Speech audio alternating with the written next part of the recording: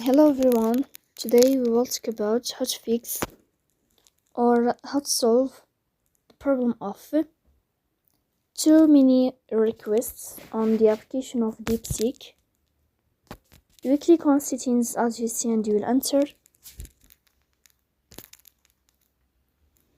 In this page you will click on apps, default apps, app settings. In this list you will search about the application of DeepSeek and you will click.